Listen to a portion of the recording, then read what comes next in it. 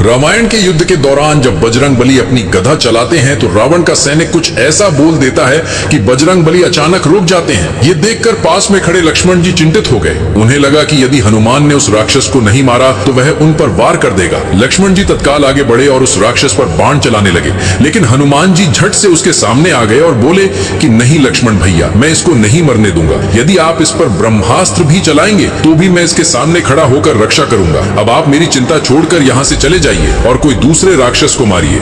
लक्ष्मण जी का स्वभाव बहुत ही क्रोधी था। वे यह सुनकर और अधिक क्रोधित हो गए। जब शाम को विश्राम का समय हुआ तो प्रभु श्री राम एक शिला पर बैठे थे। तभी वहाँ लक्ष्मण जी आते हैं और पीछे पीछे हनुमान जी आते हैं। लक्ष्मण जी बोले, भैया मुझे ये हनुमान का स्वभाव समझ में ही नहीं आता। रणभूमि में रावण का एक साधारण सैनिक आ गया और इन्होंने स्वयं को उसके आगे झुका दिया और कहने लगे कि मैं स्वयं उसकी रक्षा करूंगा, यहाँ तक कि उसकी रक्षा के खातिर वे ब्रह्मास्त्र से भी टकरा जाएंगे। ये कैसी धुन है जो स्वयं दुश्मन का साथ दे रहा है। राम जी मुस्कुराए और हनुमान से पूछने लगे, हनुमान क्या हुआ तुम्हारे बल बुद्धि को?